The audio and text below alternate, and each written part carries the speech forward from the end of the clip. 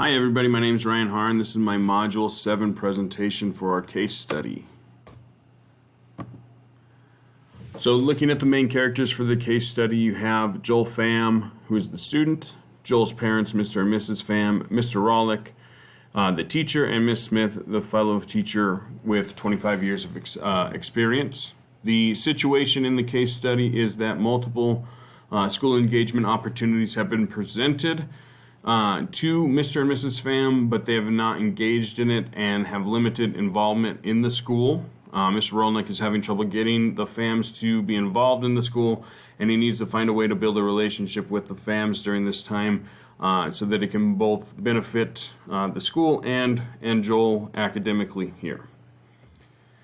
The issue is that Joel wants to work with other students on a science project. However, in order for this to happen, the teacher and parents need to approve it, and Joel's parents would have to come into the school, approve what's going on, for them to move forward. The Phams do not want to meet with Mr. Roderick to get the approval, though.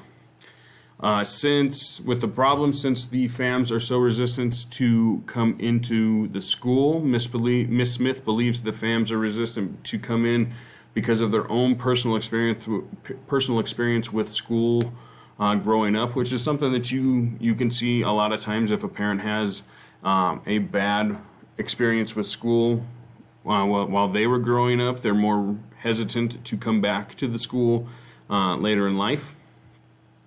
And some of the concerns of Mr. Rolnick is concerned and disappointed about the lack of involvement from the Phams, and knows how important it is to have the family involved for Joel. So question 1, Mr. Rawlick provided various opportunities for students, parents to volunteer, but Mr. and Mrs. Pham did not volunteer in these ways. Ms. Smith suggests that one of the reasons for the lack of participation might be their own experience as a student in school.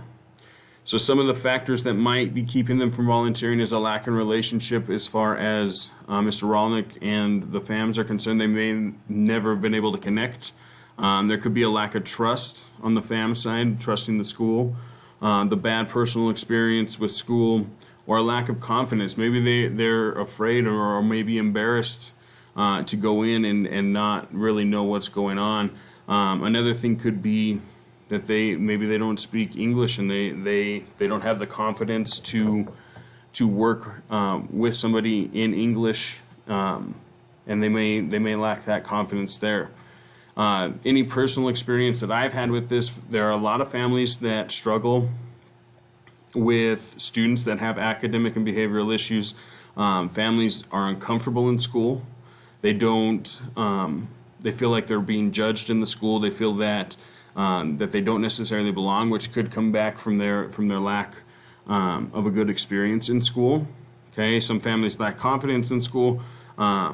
What I've typically done for that is I try to reach out early in the school year and build a relationship and make it to where they know that my room in our school is a very welcoming place for everybody.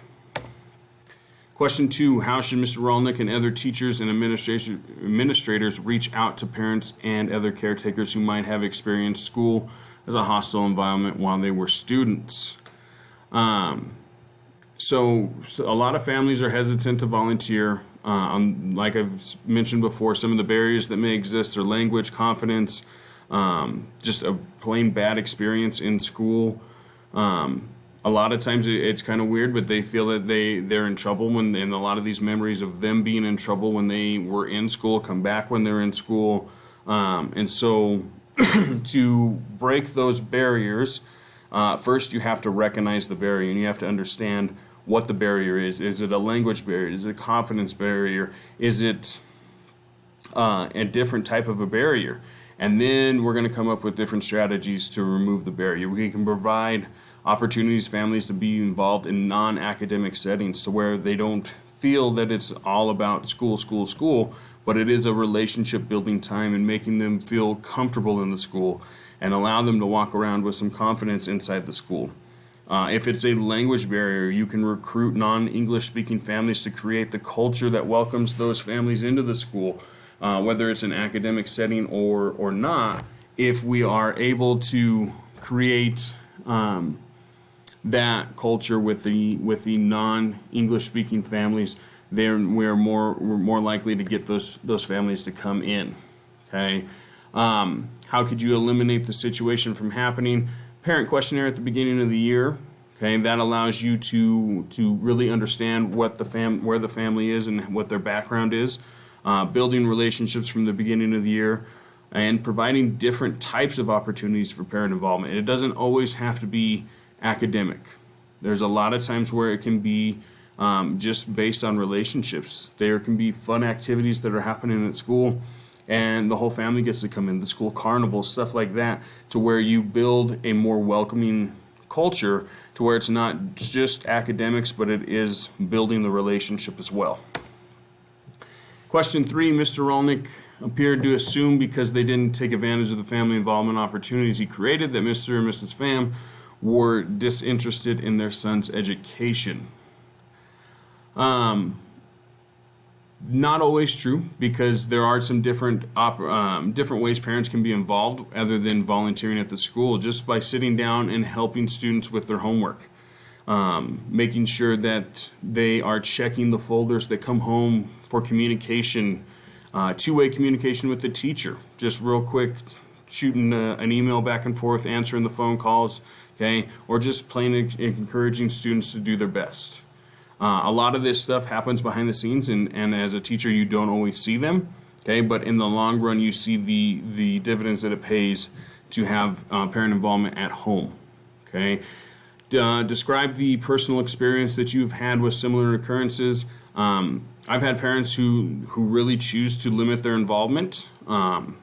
Sometimes it could be that they want the student, especially at the high school level, to kind of start advocating for themselves, building some responsibility, and so they pull back on the involvement.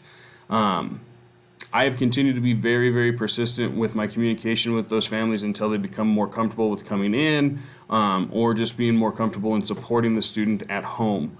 And really, I try to kill those families with kindness, because then it allows you them to really know how much it is that you care about their student and how much it is that you want them to succeed.